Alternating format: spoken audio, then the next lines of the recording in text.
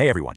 So India's 2026 union budget has just been announced. And yeah, it made a little bit of history by being presented on a Sunday for the first time ever, but let's be honest, the real question on everyone's mind is a lot simpler. What's in it for me? So let's dive right in. We're going to break down this massive 53.5 lakh crore plan. The goal here is to cut through all the complicated jargon and give you the clear, simple takeaways that are actually going to affect you, your family, and of course, your wallet.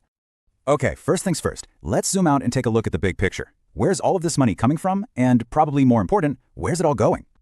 I mean, the sheer size of this budget is just mind-boggling. We're talking over 53 lakh crore rupees. But you know, a number that big is pretty abstract. It only really starts to mean something when you see where it's being spent. So let's follow the money and see what the government's priorities really are this year. Now this is where it gets really interesting. Look at that huge slice of the pie for capital expenditure, or CapEx. That's basically the government's long-term investment fund for building stuff. You know, things that last, like new roads, bridges, and railways. A record 12.2 lakh crore is being poured into that.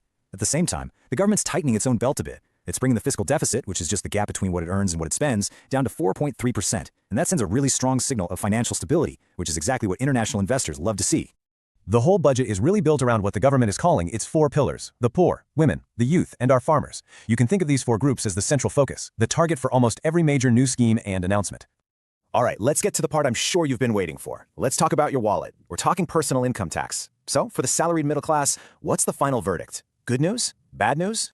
Well, it's a bit of a mixed bag. The kind of bad news is that the income tax slabs themselves haven't changed at all. But there's some pretty good news for anyone under the new tax regime. The standard deduction, that's a flat amount you can just subtract from your income, has been bumped up to 75,000 rupees. And if you plan things out smartly, that could push your effective tax-free income all the way up to 12 lakh rupees. Not bad. Oh, and a quick heads up here. Starting this April, a brand new Simplified Income Tax Act is coming into play. The government says it's to make things easier, but that usually means fewer loopholes. So now is probably a really good time to get all your financial ducks in a row. So, putting taxes aside for a second, how is this budget going to hit the prices you pay for things day to day? Let's get into the nitty-gritty of what's about to get cheaper and what's going to cost you more. First up, the good stuff, and this is a big one. Customs duty on 17 essential cancer drugs has been completely removed, which is a huge relief. You can probably also expect your next mobile phone or microwave to be a little cheaper. But honestly, the biggest win for a lot of people is going to be on travel. The upfront tax on foreign tour packages, that's called TCS, has been slashed from a whopping 20% all the way down to just 2%. That's a massive, massive saving. Now for the other side of the coin. No surprises here. So-called sin goods like cigarettes are going to see higher taxes. Same goes for imported luxury items, everything from fancy watches to liquor. And hey, if you're a trader, listen up. The securities transaction tax on futures and options has been hiked. It's a small tax, but you'll definitely need to factor that into your trades from now on.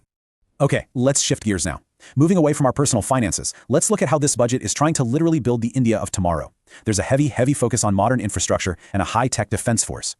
The Indian Railways is getting a pretty serious makeover. For the Vande Bharat trains, the focus is now shifting from just speed to comfort, so we're going to see more sleeper versions hitting the tracks.